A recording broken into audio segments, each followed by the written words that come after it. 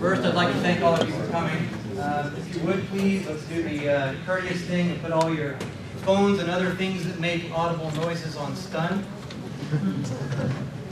We're here to talk about HTML5, as you know. My name is Jay Cornelius. You can reach me there. Talk about this talk there. A little bit about me. I live here in Atlanta. I work for a company called Coffee Cup. We've been making software for web people since 1996. I made my first website in 1995, and I've been making software since maybe 98. I also run the Atlanta Web Design Group, which you can find at awdg.org. Hi to any members of the group here in the room.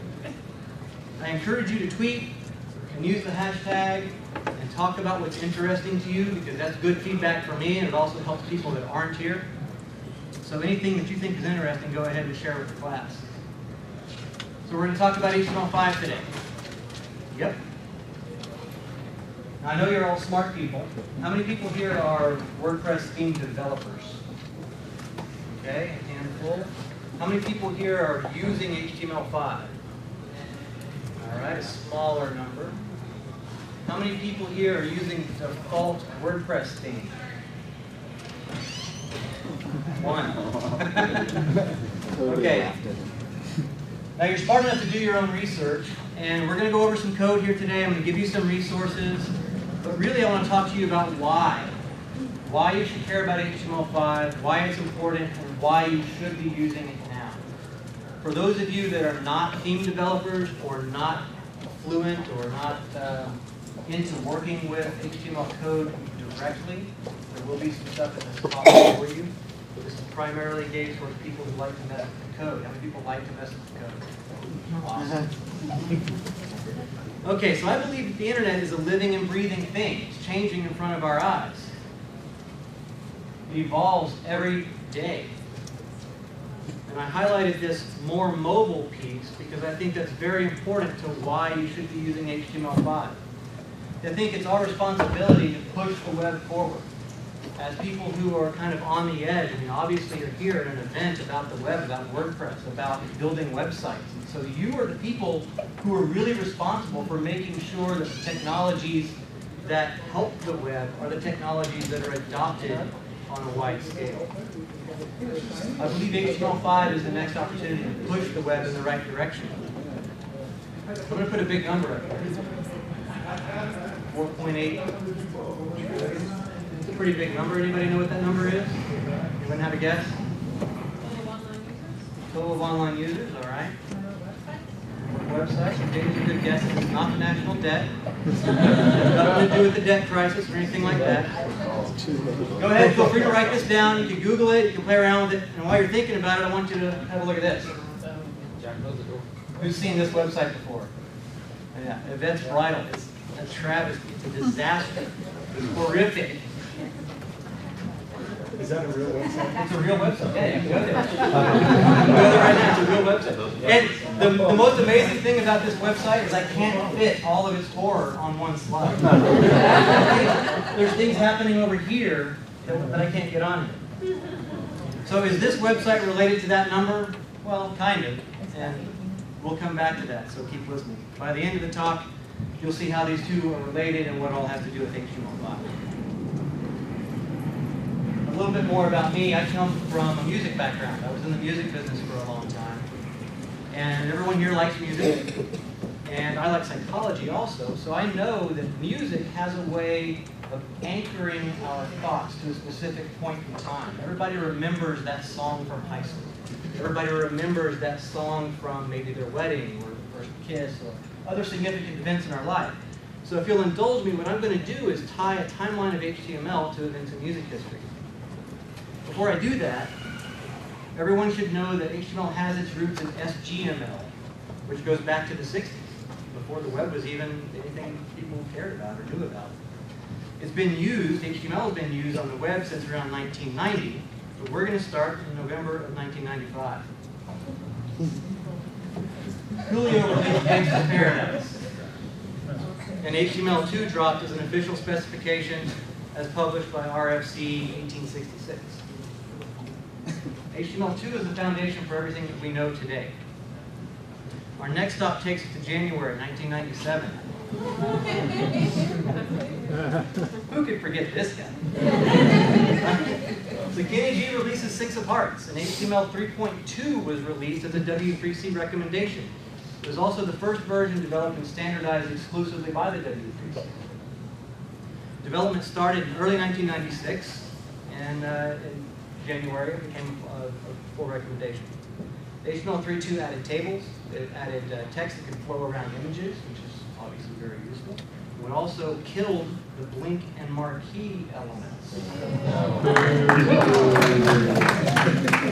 Who wants to bring marquee back? And it's not the guy that's using the standard WordPress. So next we go to December of 97. Don't blink. Everyone remembers this release.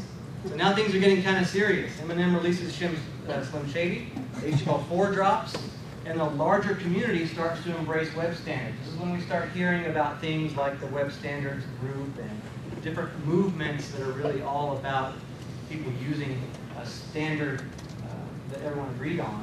And this is when you started hearing a lot about page validation and things of that nature.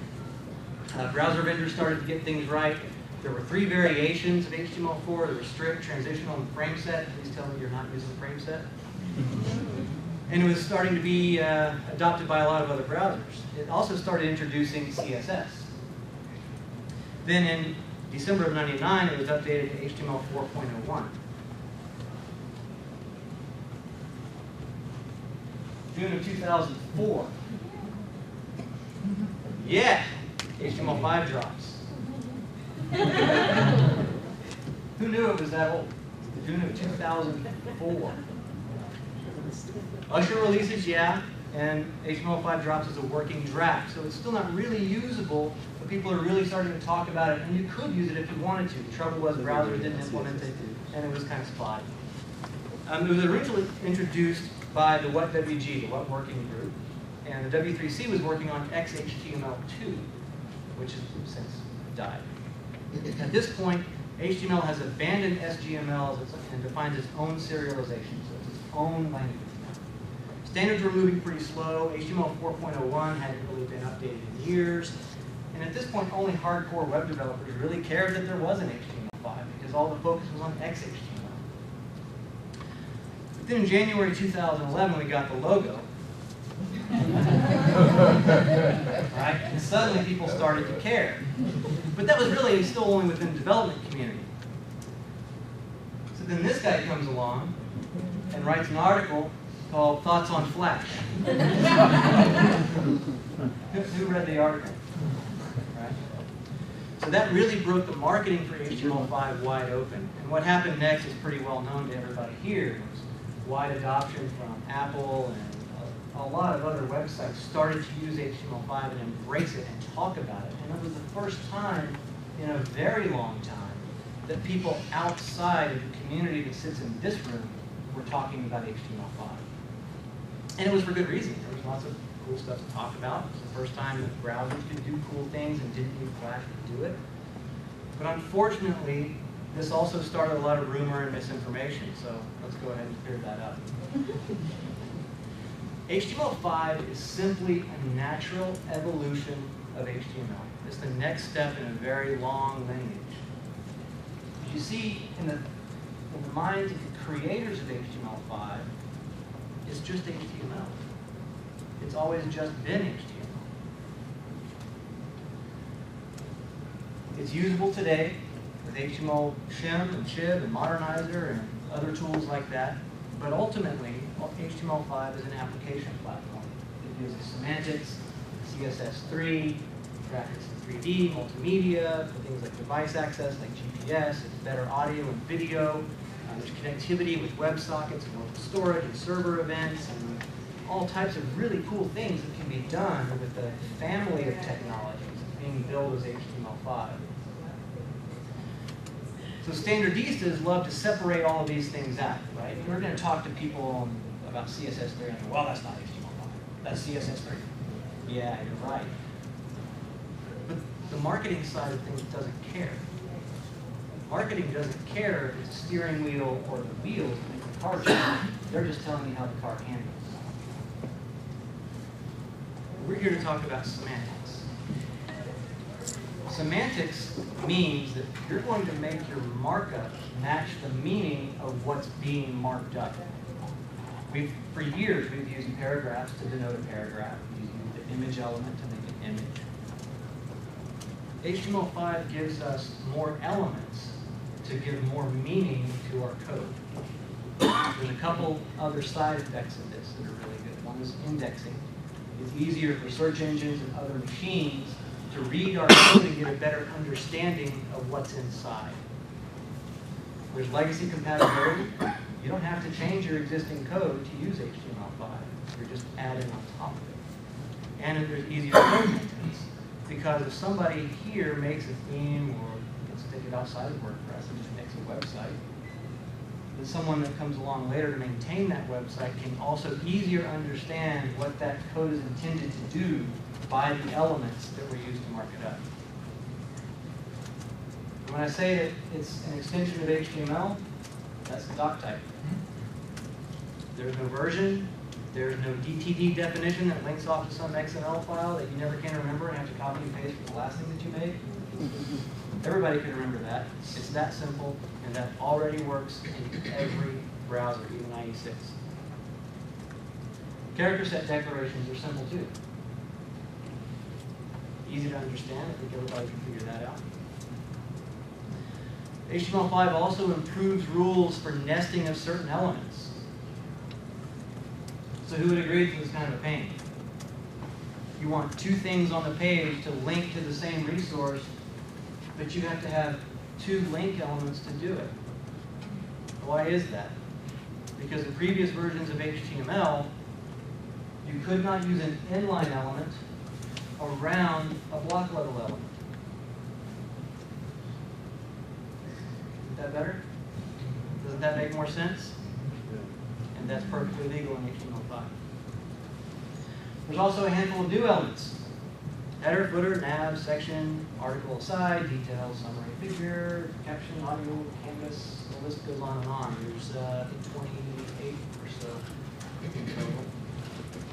These are all container elements that can be used for various things, but they're intended to be used for something in particular.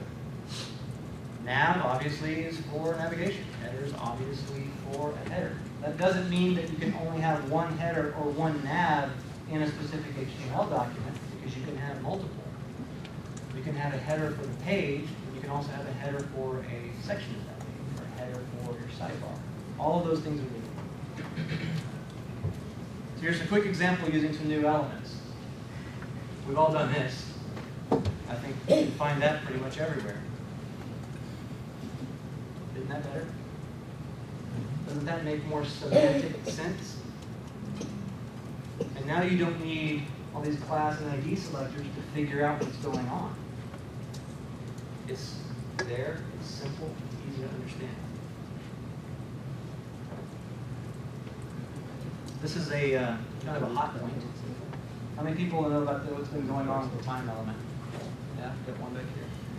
So time is, the reason I put this in is because there's a couple different kind of political things that have happened with HTML5 that I think are important to highlight, especially to the community of people who are responsible for pushing that standard forward. So time is, as you probably already guessed, is intended to mark up time. So you can do things like this. Okay.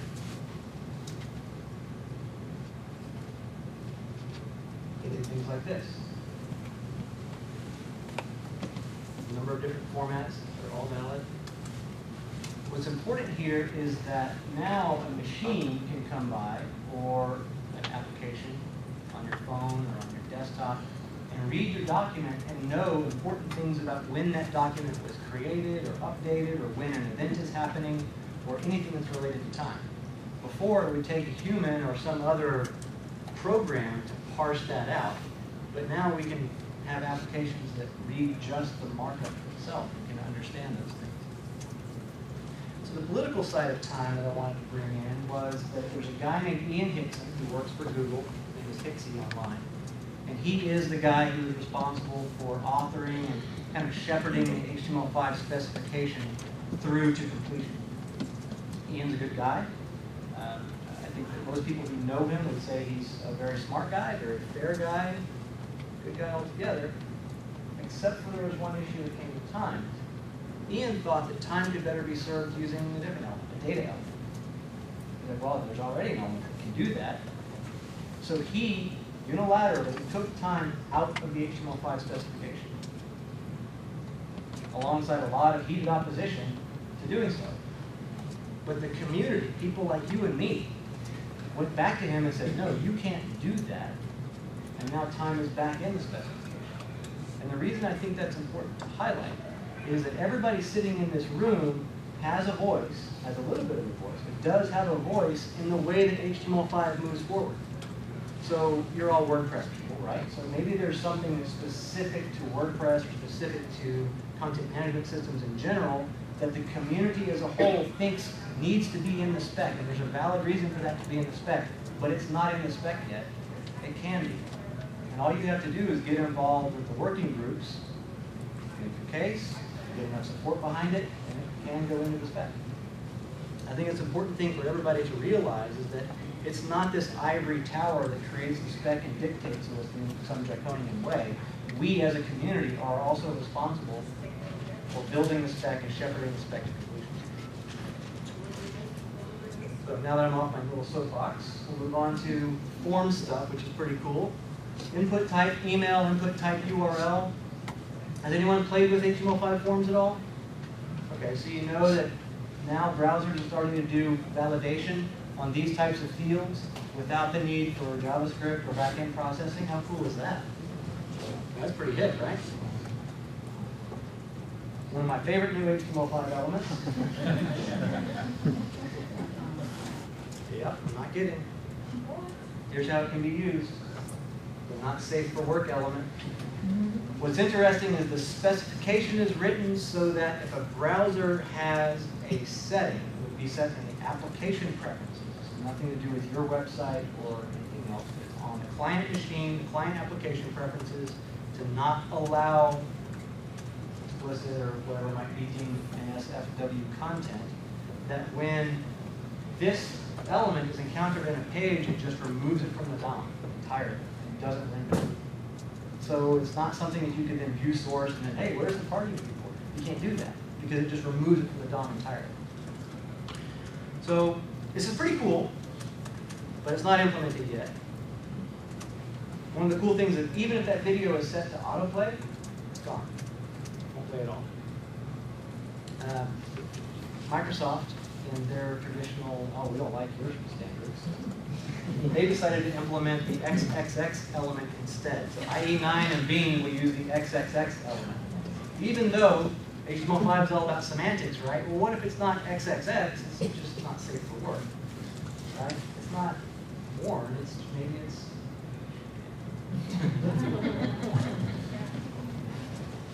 So these two are probably the most hotly debated. You have a question? Yeah, I was wondering, like, so with HTML5, I know that you can set fallbacks. Could you set, like, if you're using that element, could you set, like, a fallback video, you know? You mean like no script and that kind of thing? That has not been specified yet. Right now, it's just designed to remove that from the DOM and put nothing in its place. Gotcha, okay. So the viewer, be it someone who, my kid, who's somewhere, somebody like that, just wouldn't know that there was something there that shouldn't be, or something that he shouldn't see. Yeah. So section and article. There's a lot of debate about these two. How do you use them? Where should they be used? What does it mean? I'm not going to settle that debate, but I do want to play a game to help you understand. So the sniff test for article is a self-contained composition in a document, page, or application or site that is intended to be independently distributable or reusable in syndication. So a piece of that document that could also be used elsewhere and keep its context and meaning. So think RSS, think Twitter, maybe. There's a lot of different applications for articles. So here's our game. Andy Rutledge made this kind of a redo of what the New York Times should look like in his opinion. So we're going to use this as an example.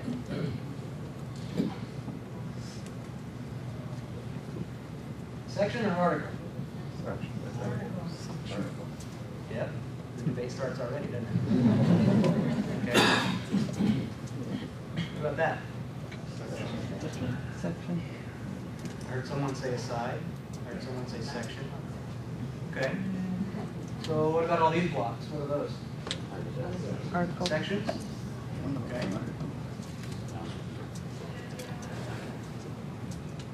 That's one way you can do it. Here's what I'm going to propose. This is the article. Section is intended to be for application stuff, not necessarily to delineate different parts of an article. Here we're going to use the header element, and we're going to use the summary and details element. I think that makes sense for those two blocks of content. Here we're going to use the figure element. So we'll use an image, and we'll use big caption to summarize that photo. And here we'll bring back our old friend div, because there's not really anything more suitable. Well, there's multiple paragraphs, so we could just call that a paragraph. And then my friend over here will be happy with the aside, with various things that are related to that article. So I think you can see how anyone, whether it be a machine or a person, can look at this, never see this, and still understand what all of that content is, how it relates to the other parts of the content on the page, and what should be done with it. You all agree with that? Now, I'm not saying this is the perfect way to do it. This is just one way you could do it. Now, why I didn't use section? Section represents a generic document or application section. It's not a container element to be used generically. Bruce Lawson is one of the guys who is probably the most educated and the most vocal about HTML5. Brilliant guy. If you don't know who he is, I recommend you look him up and follow him wherever else you'd like to follow him. Long story short, if you're not sure about what something is, use a div. Divs are still perfectly cool. You can use them in a lot of different ways. So I want to show you some real world stuff. You want to see this site? Yeah. A couple people? Did you look at the source? Yeah. Pretty cool, right? Yeah, we're doing something. Okay, nice. So this is a good example of something that can be done with HTML5. This is not Flash. There's a little bit of JavaScript, obviously some CSS. But there's a lot of really cool things happening here that a few years ago you would not be able to do without using something like Flash or Silverlight. Now, most people would probably use divs to mark all of this stuff up. But we see different sections, we see navigation, we see all other things happening here. So let's look at the actual source code of this page. For each section of that site, whether we're talking about the guy running, or the shoes, or the basketball, those are sections. So this one's the one that talks about shoes. So inside of that section we have the article, because that could be used elsewhere, that could be syndicated. Inside there we have the header, which is the elements that were the largest on the page. Makes sense. And then we have some links and various other things. And then we still have to do stuff like that because there isn't anything. But that's much, much simpler than what most people would do today using divs and spans and float and inline block and all that kind of stuff. And it makes sense to people, and it makes sense to machines. So in summary, sections are logical sections of sites and applications. Articles are content that can be used elsewhere and still retain their context and meaning. I think is important to understand. If you're not really sure, if you mark something up, if you're not really sure if it fits that sniff test, there's an app online called the HTML Outliner. Look that up, and you can give that the URL of something you're working on, and it will tell you, it will show you the basic document outline, and you'll see your page in a completely different light. You'll start to understand how a machine might look at your page, and how different syndication systems might look at your page, and you get a better idea for what the outline is. All that's nice and fancy and browser related, but let's go beyond the rendering engine for a minute. The HTML5 specification also defines a parsing algorithm that has rules for all markup, whether it's invalid or valid, doesn't matter. All browser vendors have been strongly encouraged to implement this parsing algorithm. Right now, Opera is the only one that has. So what's interesting is we see this a lot. If you work with client sites where somebody else has the ability to manage content, you've probably seen this, right? Everyone sees the mistake here, don't they? So if once every browser implements these parsing engines, we can fix that. And what happens now, IE9 and Safari 5 give you this extra italic element on here. It fixes the problem, but then it adds something else. And that's not what we want. We want this. Firefox, Opera, and Chrome get it right. This is what's going to happen once those parsers are implemented everywhere. And what's really cool about that is validation is something we should all be concerned about. Those parsers are going to help. That doesn't mean you shouldn't validate your code. That means that those parsers are actually going to help. So that's your documents and sites and everything else will end up being more correct once it gets delivered to the client.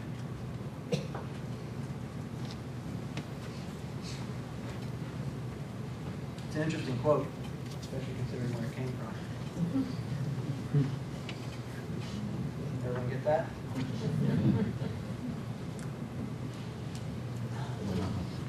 Daniel was responsible for Flash.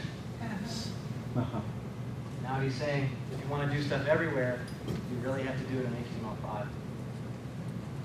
That's why I underlined mobile in that quote earlier. Another beauty of HTML5 is that because it's already understood by so many devices, and you don't need a plugin, you don't need to go elsewhere and do these other things. Get stuff so you can understand content. It doesn't matter what device you're using, the content will be delivered. And if it's marked up properly, as the examples that we looked at earlier are, then the device can then understand more about that content. Everyone's got a smartphone, I'm sure. So when you go to a page that has a phone number on it, your phone makes that phone number clickable so you can call. The time element in your phone, without any other code on your part, could have a date, make that clickable, and it would add an event to your calendar with information about that event that was gathered from elsewhere on the page. Forms could also be much, much smarter. So input type equals URL, input type equals keyboard. That means mobile Safari or WebKit or whatever mobile browser you use would switch the keyboard automatically and give you the keyboard that fits the context of the input that you need to put in. Input, if you're asking for a number, it will automatically switch to the keypad. Not the little keys, the number keys on the top of the keyboard, but the keypad, like you dial it. So that helps usability tremendously. But those types of changes will only happen as we, the people who make websites, start using these new elements, and there's a tipping point, right? So when enough people are using these elements, that a browser vendor can then say, hey, now's the time for us to put that in, because that is predominant enough that it makes sense. It's worth our effort to engineer something that understands that markup and make it easier for our customer, because then we can get a market advantage by saying our phone is easier to use. Everyone see that? Broad, overarching information. So that's kind of the why you should care, why it's important. If you're still not convinced, I'm going to give you a couple reasons. It's nothing new. It's the same stuff you've been using for as long as you've been using HTML. Yeah, there's 28 new elements, okay, but we all like new elements, right? That's fun. That's cool stuff. But it's not like learning all over again. The elements are named in a way that makes sense to humans. So you don't have to learn anything. In fact, it's kind of exciting to be able to say, wow, now I can actually apply meaning to this marker. And now I can mark this up in a way that makes sense to other people.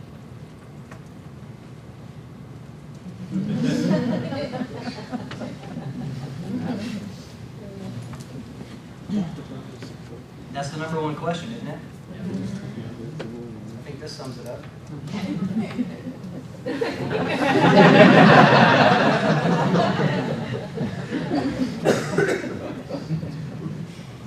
So as you might expect, WebKit, Firefox, Opera, Safari, they're all plugging along.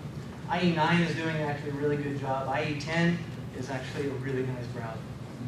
I'm not a big fan of a lot of the Microsoft UI conventions, but as a browser, IE10 is actually pretty nice. So I give kudos to all my friends at Microsoft who've been working on that. Right now, header, H group, nav, aside, footer, section, article, figure, big caption, and mark are supported by all browsers, including IE6, with the ship. In progress are things like video, audio, and Canvas. I think there's a colleague of mine in one of these other rooms talking about what you can do with Canvas and SVG. So look up his talk when you get out of here. There's also a lot of great resources available to level the playing field, and I'll show you a couple of those in a minute. So the summary is, the browsers already know it too. So if you know it, and the browser knows it, why not? If it's an older browser, just use the HTML5 ship. It uses a little bit of JavaScript, pretty simple. It injects these elements into the DOM. So then that browser knows that that element exists. So then you can use it just as you would anything else. It's available on Google Code, so you can hot link it. It's nothing, no more resources from your site. Just one HTTP request to fix old browsers. And that's not so bad. This might take a little bit of explanation. As I said earlier, we are responsible for pushing the web forward. It's our responsibility to use technologies that not only benefit us and make our work easier, but benefit the web as a whole.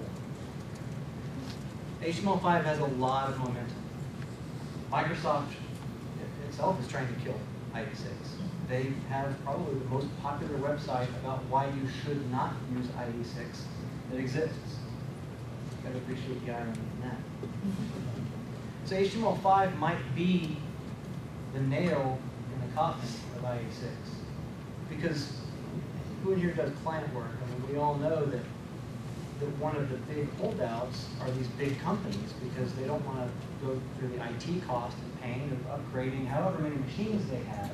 And they've already developed something that works only on IE6 for their internal intranet or whatever applications they use to run the business. But the marketing, as it is with HTML5, the buzz that's surrounding HTML5, and you have people like Steve Jobs saying HTML5 is the future, those guys in the corner office that make those decisions are more likely to listen. And the more we push, the more cool things we do with HTML5, the more times that guy's kid or that girl's kid comes to them and says, hey, Daddy, look at this cool site. Yeah, and they figure out that that's HTML5, the more likely they are to see the value in scrapping IE6. And I think that's pretty significant.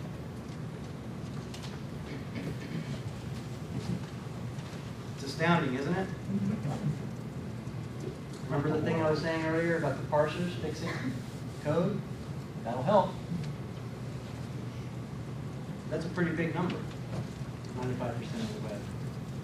There's another big number. Can you tell I like big numbers?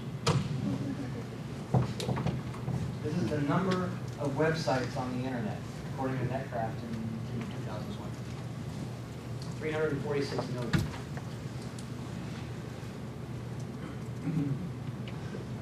WordPress installs account for 21% of that number.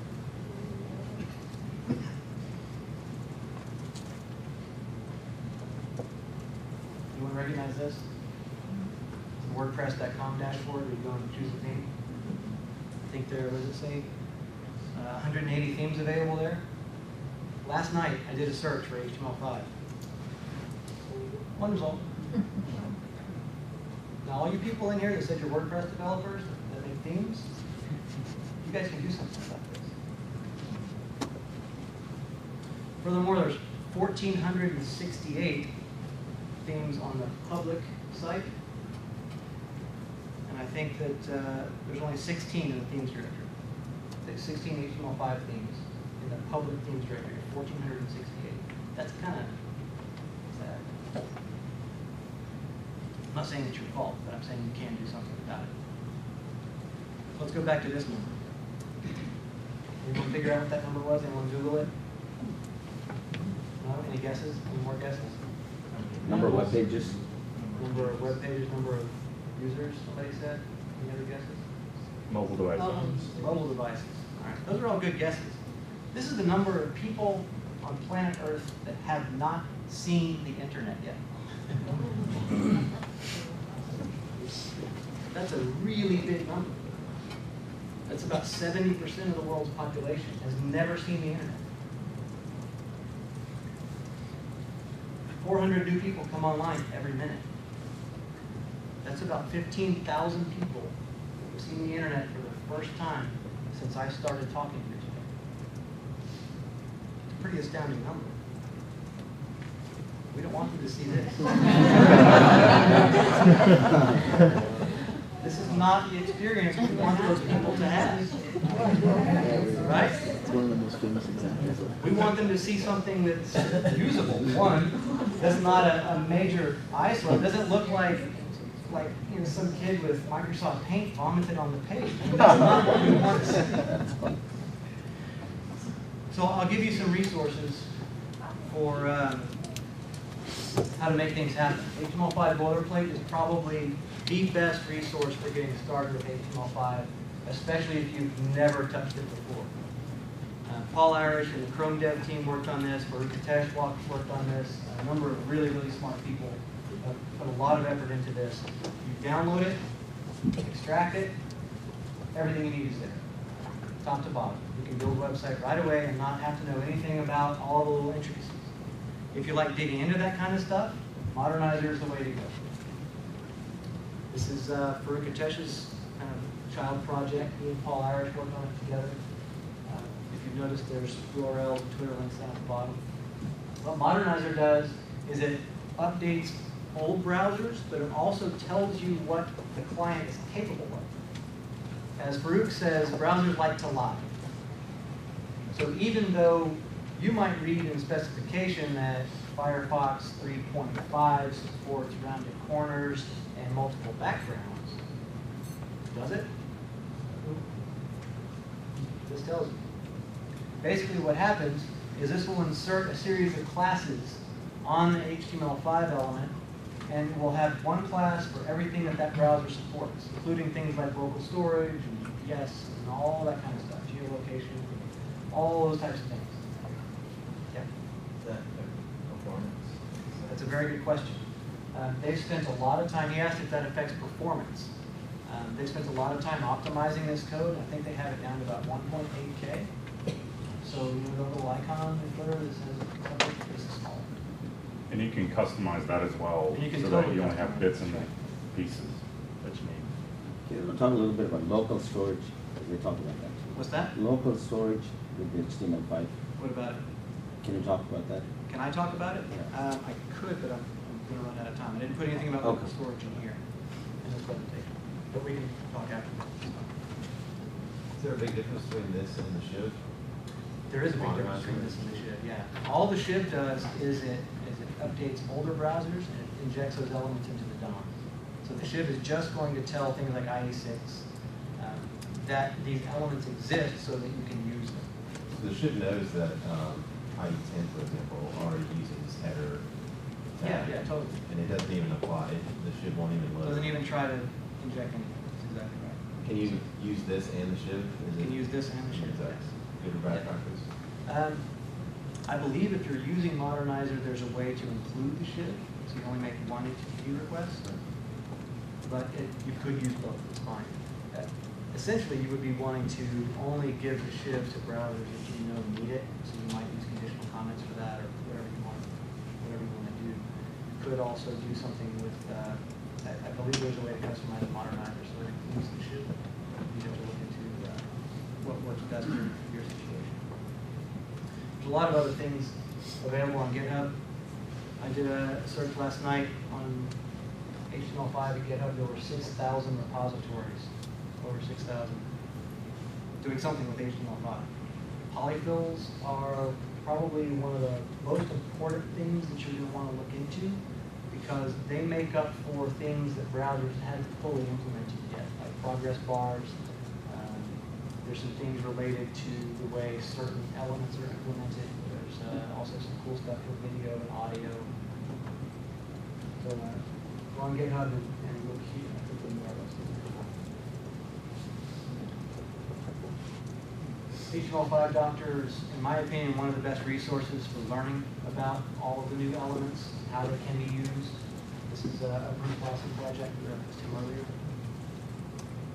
So check that out. There's an index. It goes through everything, and it's in plain English. It's not like the W3 spec where you have to take an aspirin. HTML5 Please.us. This is the latest Paul Irish and Company site. It's not just markup. You can see there's some CSS stuff in here. This screenshot doesn't have some other things, but you can go through and it will tell you how safe each of these things is to use in your projects today. When we're talking about the WordPress theme issue, I found a HTML5 theme that's free. I think it's Apache licensed, so you can use it for royalties. And it looks pretty good. Constellationtheme.com, good starting point for your new WordPress projects.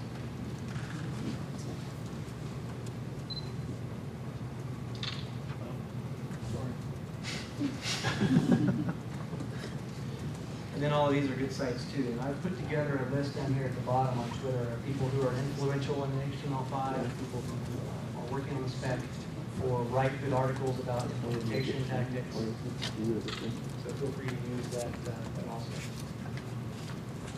Going back to what I was saying earlier about pushing the web forward and creating cool things. Anyone seen this? I just took a video of the way that this site works. This is what we're after. It's immersive, it's beautiful, it's semantic, it's accessible. Overall, it's a good experience. So, and this wouldn't make a good article website or news website, but it's a good example of what can be done with HTML5. There's absolutely no plugins here. This is just standard browser behavior, and all I'm doing is just scrolling across. You see things expanding, contracting, moving, lots of interesting ways.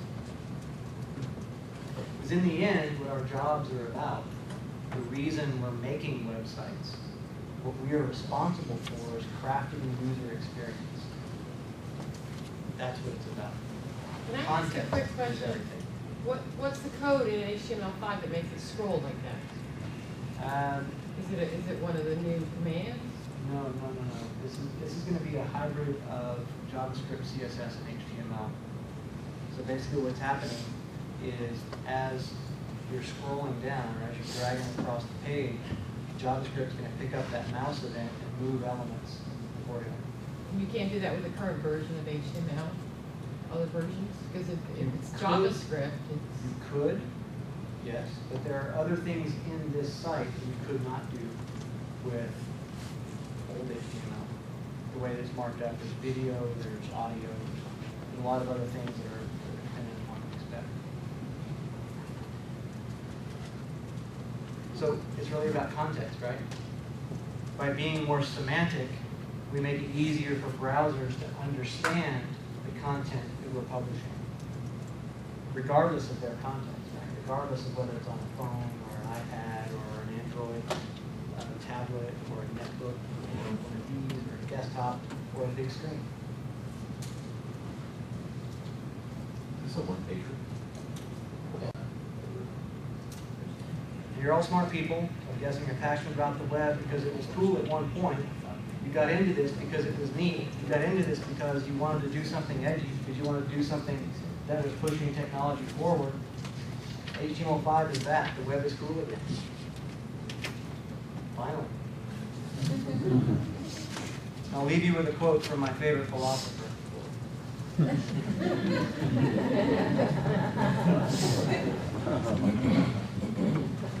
But as you're here, you came to this conference to learn new things, to get new tools. And I'm here to tell you that a lot of the tools you need to do cool stuff, you already have. You already have the skills. You already have those tools.